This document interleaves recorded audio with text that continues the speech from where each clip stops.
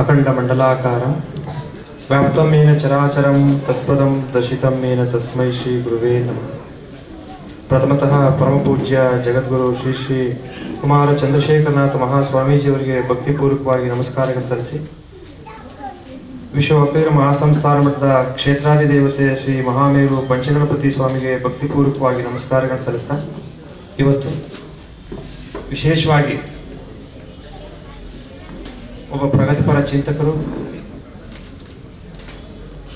ವಿಶೇಷವಾದ ಆಲೋಚನೆಯನ್ನು ಇಟ್ಟುಕೊಂಡು ಸಮಾಜವನ್ನು ಪರಿವರ್ತನೆ ಮಾಡುವ ಒಂದು ಹೆಬ್ಬಯಕೆಯನ್ನು ಇಟ್ಟುಕೊಂಡು ಸಾಕಷ್ಟು ಜನಸಮುದಾಯದ ಯುವ ಸಮುದಾಯದ ಪ್ರೀತಿಗೆ ಪಾತ್ರರಾಗಿದ್ದಂತಹ ರವಿ ಬೆಳಗೆರೆಯವರ ಪುತ್ರಿ ಭಾವನಾ ಬೆಳಗೆರೆಯವರ ಹುಟ್ಟುಹಬ್ಬದ ದಿವಸದಲ್ಲಿ ನಾವು ಶ್ರೀಮಠದಿಂದ ವಿಶೇಷವಾಗಿ ಅವರು ಕರೆದ ತಕ್ಷಣ ಬಹಳ ಪ್ರೀತಿಯಿಂದ ಅವ್ರನ್ನ ನೋಡಿರಲಿಲ್ಲ, ನೋಡಬೇಕು ಅನ್ನೋ ಒಂದು ಪ್ರೀತಿಯ ಭಾವನೆ ಮತ್ತು ರವಿ ಬೆಳಗೆರೆಯವರ ಮಗಳು ಹೇಗಿರ್ಬೋದು ಅನ್ನೋ ಒಂದು ಅಭಿಮಾನದಿಂದ ಇವತ್ತು ಅವರ ಹುಟ್ಟುಹಬ್ಬದ ಆಚರಣೆಗೆ ನಾವೆಲ್ಲರೂ ಕೂಡ ಸಾಕ್ಷಿಯಾಗಿರುವಂಥ ಸಂದರ್ಭದಲ್ಲಿ ಈ ಕಾರ್ಯಕ್ರಮಕ್ಕೆ ಆಗಮಿಸ್ತೇವೆ.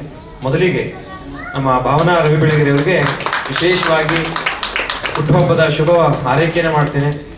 ಕ್ಷೇತ್ರಾಧಿದೇವತೆ ಪಂಚಗಣಪತಿ ಅವರಿಗೆ ಹೆಚ್ಚಿನ ಆರೋಗ್ಯ, ಶಕ್ತಿ ಮತ್ತು ಇನ್ನಷ್ಟು ಈ ಸಂಸ್ಥೆಯನ್ನ ಅವರ ಅಪ್ಪ, ಅವರ ತಂದೆ ಹೇಗೆ ಬೆಳೆಸಿದ್ರೋ ಹಾಗೆ ಇನ್ನೂ ಉತ್ತರೋತ್ತರವಾಗಿ ಅಭಿವೃದ್ಧಿಪಡಿಸುವಂತ ಒಂದು ಚೈತನ್ಯವನ್ನು ನೀಡಲಿ ಅಂತೇಳಿ ಭಗವಂತನಲ್ಲಿ ಪ್ರಾರ್ಥನೆ ಮಾಡಿಕೊಂಡು ಅವರಿಗೆ ಶುಭವನ್ನು ಕೋರ್ತೇನೆ.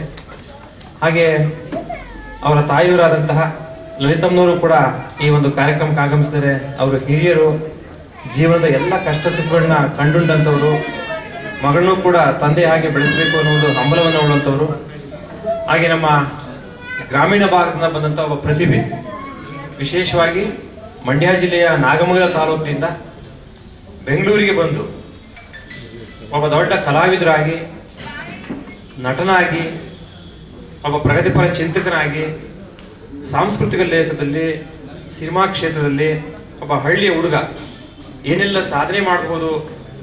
ಶ್ರೀನಗರ ಕಿಟ್ಟಿ ಅಂತಲೇ ಪ್ರಸಿದ್ಧರಾದಂಥ ನಮ್ಮ ಶ್ರೀನಗರ ಕಿಟ್ಟಿಯವರು ಇಲ್ಲಿ ಉಪಸ್ಥಿತರಿದ್ದಾರೆ. ಅವರಿಗೆ ನಾಳೆ ಅವ್ರದ್ದು ಮತ್ತೊಂದು ಸಿನಿಮಾ ಬಿಡುಗಡೆ ಆಗುವಂಥ ಸಂದರ್ಭದಲ್ಲಿ ಅವ್ರನ್ನ ನೋಡ್ತಾ ಇದ್ದೀನಿ. ಕಾಲಿಂಗ್ ಅಂತಾರೆ, ಕೈಯಿಂಗ್ ಅಂತಾರೆ, ಏನೇನು ಆಗುತ್ತೆ ಅಂತ. ಯಾಕೆಂದ್ರೆ ನಾಳೆ ಅವ್ರದ್ದು ಸಿನಿಮಾ ರಿಲೀಸ್ ಆಗ್ತಾ ಇದೆ. ಜನರ ಪ್ರೀತಿ ಗಳಿಸ್ಬೇಕು ಮತ್ತೆ ನೋಡುಗರ ಪ್ರೀತಿ ಗಳಿಸ್ಬೇಕು ಅನ್ನೋ ಒಂದು ಹಂಬಲ ಇದ್ದೇ ಇರುತ್ತೆ ಯಾರಿಗಾದ್ರೂ ಕೂಡ. ಆ ಒಂದು ಅವರ ಹಂಬಲ ಒಂದು ಶ್ರೇಯಸ್ಕರವಾಗಲಿ, ಯಶಸ್ಸನ್ನ ಪಡೀಲಿ, ಇಡೀ ರಾಜ್ಯಾದ್ಯಂತ ಅವರ ಸಿನಿಮಾ ಹೆಚ್ಚಿನ ಒಂದು ಅಭಿಮಾನಿಗಳನ್ನ ಪಡ್ಕೊಳ್ಳಿ ಅಂತೇಳಿ ಅವರಿಗೆ ಶುಭವನ್ನು ಕೋರ್ತೀನಿ. ಮತ್ತೆ ಅವರ ಮಕ್ಕಳು ಕೂಡ ಇದ್ದಾರೆ, ಎಲ್ಲ ವಿಶೇಷವಾಗಿ ಕಲಾವಿದರು ಮತ್ತೆ ಹಾಯ್ ಬೆಂಗಳೂರು ನಮ್ಮ ತ್ರಿನೇತ್ರವರು ಕೂಡ ಬಂದಿದ್ದಾರೆ. ಮುಂದೆ ಬನ್ನಿ. ಮತ್ತೆ ಎಲ್ಲ ಭಾವನಾ ಮೇಡಮ್ ಅವರ ಅಭಿಮಾನಿಗಳು, ಅವರ ಸಂಸ್ಥೆಯಲ್ಲಿ ದುಡಿಯುವಂತ ನೌಕರ ಸಿಬ್ಬಂದಿಗಳು ಬಹಳ ಸಂತೋಷದಿಂದ ಅವರಿಗೆ ಶುಭ ಹಾರೈಕೆ ಮಾಡ್ಲಿಕ್ಕೆ ಆಗಮಿಸಿದ್ದೀರಿ. ಹಾಗೆ ನಮ್ಮ ಪ್ರಜಾಕಿರಣ ಒಂದು ಬಹಳ ವಿಶೇಷ ಅನಿಸುತ್ತೆ. ಯಾಕೆಂದ್ರೆ ಇವತ್ತು ಹುಟ್ಟುಹಬ್ಬವನ್ನು ಆಚರಣೆ ಮಾಡುವಂಥ ಸಂದರ್ಭದಲ್ಲಿ ಯಾರ್ಯಾರು ಹೇಗೇಗೋ ಆಚರಣೆ ಮಾಡ್ಕೊತಾರೆ. ಅವರಿಗೆ ಬೇಕಾದಂಥ ಜನಗಳನ್ನ ಕರ್ಕೊಂಡು ಕುಡಿಯೋದು ತಿನ್ನೋದು ಮಾಡಿಕೊಂಡು ಕಾಲ ಕಳೆದು ಬಿಡ್ತಾರೆ ಆ ದಿನವನ್ನ.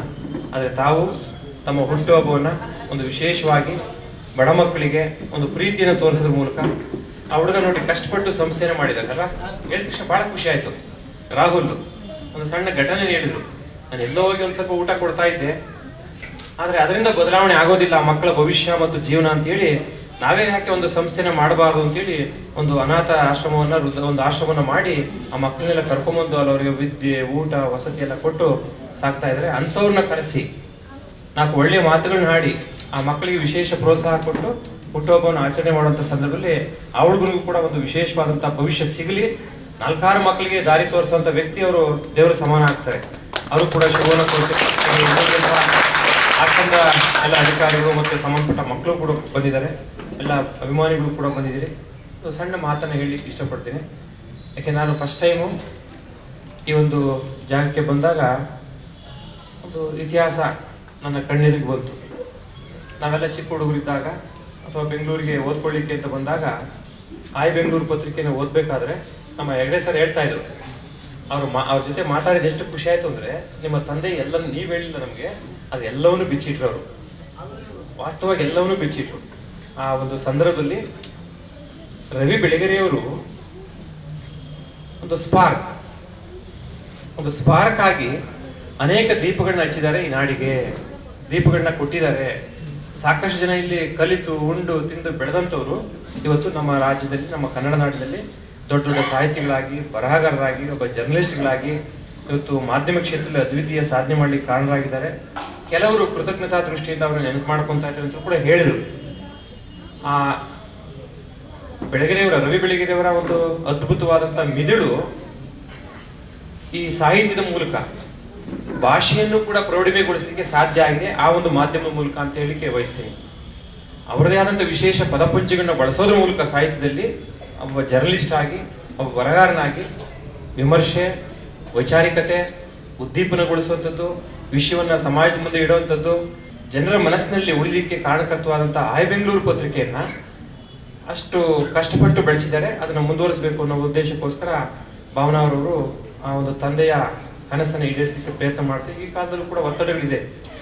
ಆ ಕಾಲವೇ ಬೇರೆ, ಈ ಕಾಲವೇ ಬೇರೆ. ಈಗೆಲ್ಲವೂ ಕೂಡ ಈಗ ಡಿಜಿಟಲ್ ಯುಗ ಬಂದು ಯಾರು ಕೂಡ ಟೆಕ್ಸ್ಟ್ ಬುಕ್ನೇ ಓದಲ್ಲ, ಯಾರು ಕೂಡ ಒಳ್ಳೊಳ್ಳೆ ಕಥೆ ಪುಸ್ತಕಗಳನ್ನ, ಕಥೆಗಳನ್ನ ಓದೋದೇ ಇಲ್ಲ. ಅಪರೂಪಕ್ಕೆ ಒಮ್ಮೆ ಯಾರಾದ್ರೂ ಆಸಕ್ತರು 4-5 ಪುಸ್ತಕಗಳನ್ನ ಓದ್ತಾರೆ ಅಷ್ಟೇ ಜೀವನದಲ್ಲಿ. ಆದ್ರೆ ಅವ್ರು ಎಷ್ಟು ಪರಿಣಿತರಿರ್ಬೋದು ಪದಪಂಚಗಳನ್ನ ಕನ್ನಡ ಭಾಷೆಯ ಮೇಲೆ ಹಿಡಿತವನ್ನು ಇಟ್ಕೊಂಡು, ಇಂಗ್ಲಿಷ್ ಭಾಷೆ ಮೇಲೆ ಹಿಡಿತ ಇಟ್ಕೊಂಡು ಒಬ್ಬ ದೊಡ್ಡ ಅನುಭವದ ಕಣಿಯಾಗಿ ರವಿ ಬೆಳಗೆರೆಯವರು ಈ ನಾಡಿಗೆ ಒಂದು ಒಳ್ಳೆಯ ಶ್ರೇಷ್ಠ ಮಾರ್ಗದರ್ಶನವನ್ನ ಮತ್ತು ಮೌಲ್ಯವನ್ನ ನಿರ್ಮಾಣ ಮಾಡಿ ಹೋಗಿದ್ದಾರೆ. ಅಂತವರ ಮಗಳ ಹುಟ್ಟುಹಬ್ಬದ ದಿವಸ ನೀವು ತಂದೆಯ ನಿಜವಾದ ಕನಸನ್ನು ಈಡೇರಿಸುವಂತ ದಾರಿನಲ್ಲಿ ಜೊತೆಗೆ ನಮ್ಮ ಶ್ರೀನಗರ ಕಿಟ್ಟಿಯವರು, ನಿಮ್ಗೆ ಪದೇ ಪದೇ ಹೇಳ್ತೀನಿ, ಶ್ರೀನಗರ ಕಿಟ್ಟಿಯವರು ಅಂದ್ರೆ ನಾನು ಫಸ್ಟ್ ಟೈಮ್ ನೋಡ್ತಾ ನಾನು ಯಾವ ಸಿನಿಮಾನು ನೋಡಿಲ್ಲ. ನಾನು 21ನೇ ವಯಸ್ಸಿಗೆ ಸಿನಿಮಾ ನೋಡೋದ ಬಿಟ್ಟೆ. ಕಾರಣ ಬೆಂಗಳೂರು ವಿಜಯನಗರದಲ್ಲಿ ಆದಿಚುಂಚನಗಿರಿ ವಿದ್ಯಾರ್ಥಿನಿಯಲ್ಲಿ ಇದ್ದಾಗ ನಮ್ಮ ಜೊತೆ ಇದ್ದಂತ ಕೆಲವು ಹುಡುಗರು ಗೇಟ್ ನೆಗೆದು ಸಿನಿಮಾ ನೋಡೋಕೆ ಹೋಗ್ಬಿಟ್ಟಿದ್ರು. ಇಲ್ಲಿ ಪ್ರಸನ್ನ ಥಿಯೇಟ್ರಲ್ಲಿ. ನನಗೆ ಇನ್ನೂ ಜ್ಞಾಪಕ ಇದೆ. ಅವಾಗ ಸ್ವಾಮೀಜಿ ರಾತ್ರಿ 9 ಗಂಟೆಗೆ ಬಂದ್ವಿ, 9:15 ಸಿನಿಮಾ ಬಿಟ್ಟು 9:00 ಬಂದ್ವಿ. ಗೇಟ್ ಹಾಕ್ಬಿಟ್ಟಿದ್ರು. ನಾವು ನೆಗಿಲಿಕ್ಕೆ ಹೋಗಿ ಮೇಲ್ಗಡೆ ತಂತಿ ಶರ್ಟಿಗೆ ತಗಲಾಕೊಂಡು ಉಲ್ಟಾ ಪಲ್ಟಾ ಆಗ್ಬಿಟ್ಟಿದ್ದೆ. ಅವತ್ತು ಬಿಡಿಸಿದ್ರೆ ಹೆಂಗ ನನ್ನ, ಅವತ್ತೇ ನಾನು ಈ ಸಿನಿಮಾ ನೋಡಕ್ ಹೋಗ್ಬಾರ್ದು ಅಂತೇಳಿ ಇನ್ನೂ ಜ್ಞಾಪಕ ಇದೆ. ಸೋಮನಾಥ ಸ್ವಾಮೀಜಿ ಅವರು ಎಲ್ರಿಗೂ ಹೊಡೆದು ಸಿನಿಮಾ ನೋಡಕ್ ಹೋಗ್ತೀರ ನೀವು ಅಂತ ಹೇಳಿದ್ರು. ನಾನು ಅವತ್ತೇ ಡಿಸೈಡ್ ಮಾಡಿದೆ ಸಿನಿಮಾ ನೋಡೋದು ಬೇಡ ಅಂತ. ನೋಡಿಲ್ಲ, ಅಂದ್ರೆ ನೋಡಬಾರ್ದು ಅಂತಲ್ಲ, ಸಾಮಾನ್ಯ ನನ್ನ ಡಿಸಿಷನ್ ಹಂಗಾಗಿತ್ತು. ಸೊ ಅತ್ಯಂತ ಮುಗ್ಧ ವ್ಯಕ್ತಿ, ಅತ್ಯಂತ ಮುಗ್ಧರು, very innocent personality, very innocent. ಮತ್ತೆ ಯಾವುದೇ ಗರ್ವ ಇಲ್ಲ. ಕೆಲವು ಸಿನಿಮಾ ನಟರಾದ್ರೆ ಕಾಲ ಮೇಲೆ ಕಾಲ ಹಾಕೊಂಡ್ರೆ ದಿಮಾಗ್ ತೋರಿಸ್ತಾರೆ. ಆದ್ರೆ ಅವರು ಒಳ್ಳೆಯ ಸಂಭಾವಿತ ಮಂಡ್ಯದ ಹುಡುಗ.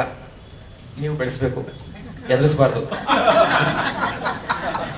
ನೀವು ಬೆಳೆಸ್ಬೇಕು, ಮಗನ್ ತರ ಬೆಳೆಸ್ಬೇಕು, ಎದುರಿಸಬಾರ್ದು. ದಯವಿಟ್ಟು ಎದುರಿಸಬಾರ್ದು.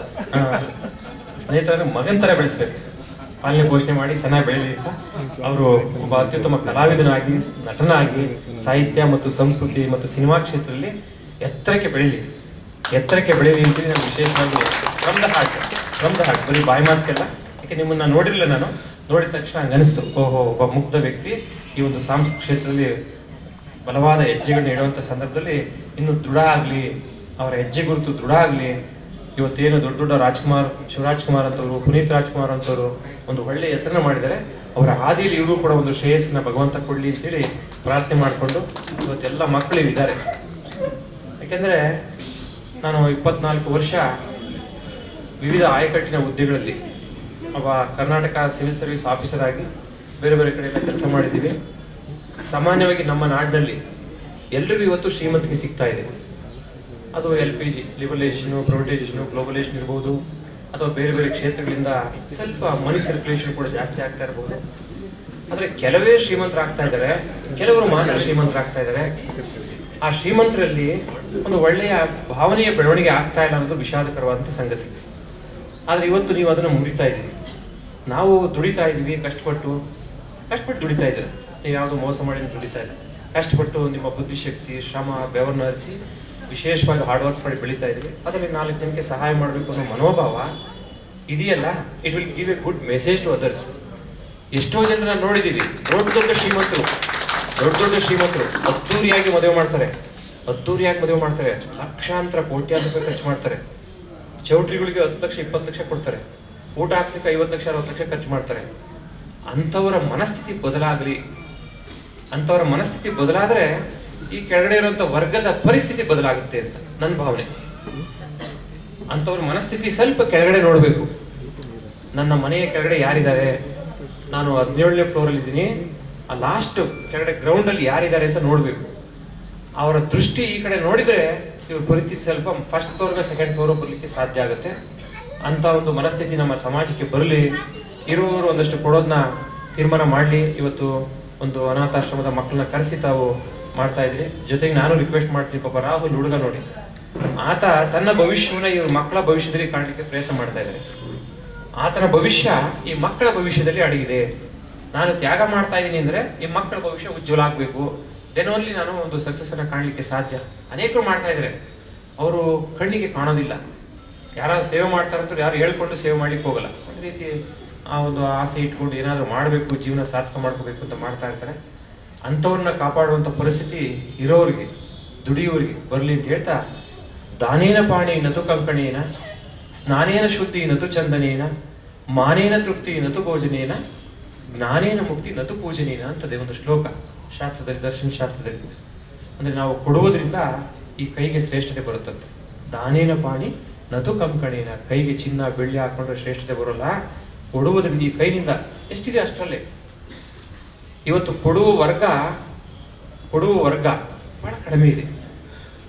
ಕೊಡಬೇಕು ಅನ್ನೋ ಹಂಬಲ ಇರುವಂತ ವರ್ಗ ಬಹಳ ಅಗಾಧವಾಗಿದೆ, ಆದ್ರೆ ಅವ್ರಿಗೆ ಶಕ್ತಿ ಇಲ್ಲ. ಹಾಗೆ ಮಾನೇನ ತೃಪ್ತಿ ನತು ಭೋಜನೇನ ಅಂತದೆ ಶ್ಲೋಕ. ನಮ್ಮ ವ್ಯಕ್ತಿತ್ವವನ್ನು ವೃದ್ಧಿಸ್ಕೊಳ್ಳೋದ್ರಿಂದ ನಮಗೆ ಗೌರವ ಮರ್ಯಾದೆ ಸಿಗುತ್ತೆ ಹೊರತು ನಾವೇನೋ ಭಕ್ಷ್ಯ ಭೋಜನಗಳ ತಿಂತೀವಿ ಅಂತಲ್ಲ. ಮಾನೇನ ತೃಪ್ತಿ ನತು ಭೋಜನೇನ, ಸ್ನಾನೇನ ಶುದ್ಧಿ ನತು ಚಂದನೇನ ಅಂತ ಹೇಳುತ್ತೆ ಶ್ಲೋಕ. ನಾವು ದಿನನಿತ್ಯ ಸ್ನಾನ ಮಾಡ್ಕೊಂಡ್ರೆ ಶುದ್ಧಿ ಆಗುತ್ತೆ ದೇಹ, ಹಾಗೆ ಹೊರತು ಯಾವುದೋ ಚಂದನವನ್ನು ಹಚ್ಕೊಂಡ್ರೆ ಅದು ಕ್ಷಣಿಕ ಅಂತ.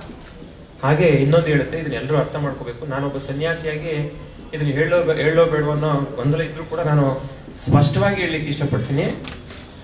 ಜ್ಞಾನೇನ ಮುಕ್ತಿ ನತು ಪೂಜನೇನ, ಜ್ಞಾನೇನ ಮುಕ್ತಿ ನತು ಪೂಜನೇನ ಅಂತದೆ ಶ್ಲೋಕ. ಅಂದ್ರೆ ನಾವು ಬರೀ ಪೂಜೆ ಮಾಡೋದ್ರಿಂದ ಮುಕ್ತಿ ಸಿಗುತ್ತೆ ಅನ್ನೋದು ಭ್ರಮೆ. ಅವು ನಾವು ನಮ್ಮ ಆತ್ಮವನ್ನು ನಿಗ್ರಹ ಮಾಡಲಿಕ್ಕೆ, ನಮ್ಮ ಪಂಚೇಂದ್ರಿಯಗಳನ್ನ ನಿಗ್ರಹ ಮಾಡಲಿಕ್ಕೆ, ಮನಸ್ಸನ್ನ ಕಂಟ್ರೋಲ್ ಇಟ್ಕೊಳ್ಳಿಕ್ಕೆ ಪೂಜೆ ಮಾಡ್ತೀವಿ. ಮನೆಯಲ್ಲೂ ಪೂಜೆ ಮಾಡ್ತೀವಿ, ದೇವಸ್ಥಾನದಲ್ಲಿ ಪೂಜೆ ಮಾಡ್ತೀವಿ, ದೇವಾಲಯಗಳು ಉದ್ಘಾಟನೆ ಮಾಡ್ಲಿಕ್ಕೆ ಹೋಗ್ತೀವಿ. ನಾವು ಸನ್ಯಾಸ ತೆಗೆದುಕೊಂಡು ಬರೋ 15ಕ್ಕೆ ಕರೆಕ್ಟಾಗಿ 6 ತಿಂಗಳಾಗುತ್ತೆ, ಸಾಕಷ್ಟು ದೇವಸ್ಥಾನಕ್ಕೆ ಹೋಗ್ತೀವಿ. ಜನರಿಗಲ್ಲಿ ನಾನು ಇದನ್ನೇ ಭಾಷಣ ಮಾಡ್ತೀನಿ, ದೇವಾಲಯ ಕಟ್ಟಿದಿರಿ, ಮನಸ್ಸು ಕಟ್ಟಬೇಕು, ಸಂಸ್ಕೃತಿಯನ್ನು ಕಟ್ಟಬೇಕು, ಜಾತಿ ಭೇದವನ್ನು ಕಿತ್ತು ಹಾಕಬೇಕು, ಎಲ್ಲರೂ ಬರಲಿ, ಅವರ ಆತ್ಮ ಸಮಯಕ್ಕೆ, ಸಹಿಷ್ಣುತೆಗೆ, ಸಹಜ ವರ್ತನೆಗೆ, ಸಮಾಜ ಕಟ್ಟಲಿಕ್ಕೆ ಇವು ಬೇಕಾಗುತ್ತೆ ಆಚಾರಕ್ಕೆ ಕೇಂದ್ರಗಳಾಗಿ.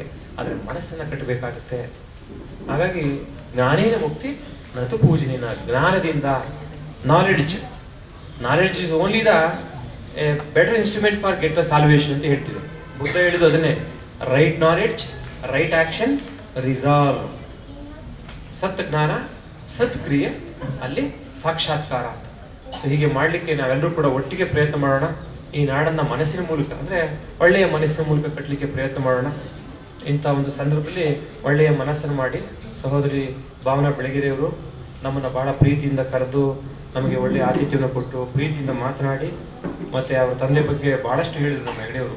ನನಗೆ ಬಹಳ ಕುತೂಹಲ ಆಗ್ತಿತ್ತು, ಇದೇ ಜಾಗದಲ್ಲಿ ಕೂತ್ಕೊತಿದ್ರಾ, ಹೀಗೆ ಮಾಡ್ತಿದ್ರೆ ಅವ್ರು ಹೇಳಿದ್ರು ಎಲ್ಲ ಎಷ್ಟೆಷ್ಟು ಜನ ಬೆಳೆಸಿದ್ದಾರೆ, ಹೇಗೆಲ್ಲ ಬೆಳೆಸಿದ್ದಾರೆ.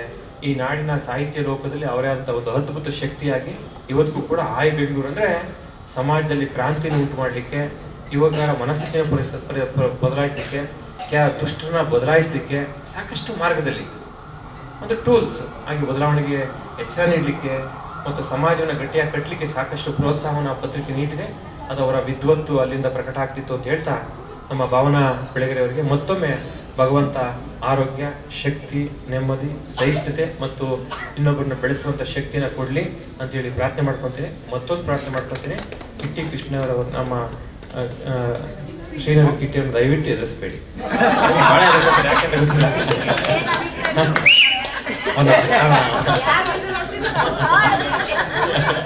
ಹೇಳ್ತಾ, ಮತ್ತೊಮ್ಮೆ ಎಲ್ಲ ಮಕ್ಕಳು ಸಂತೋಷವಾಗಿರೋದನ್ನ ಕಲಿಯೋಣ ಅಲ್ವಾ. ಯಾರೋ ಒಬ್ರು ಸಹಾಯ ಮಾಡ್ತಾರೆ ನಮ್ಮ ರಾವಣಂತರು ಅನೇಕರು ಅಂತ ಹೇಳ್ತಾ, ಮತ್ತೊಮ್ಮೆ ನಮ್ಮ ಭಾವನಾರವರಿಗೆ ವಿಶೇಷವಾಗಿ ಭಗವಂತ ಹೆಚ್ಚಿನ ಶಕ್ತಿನ ಕೊಡಲಿ, ಆತ್ಮಸ್ಥೈರ್ಯ ಕೊಡಲಿ.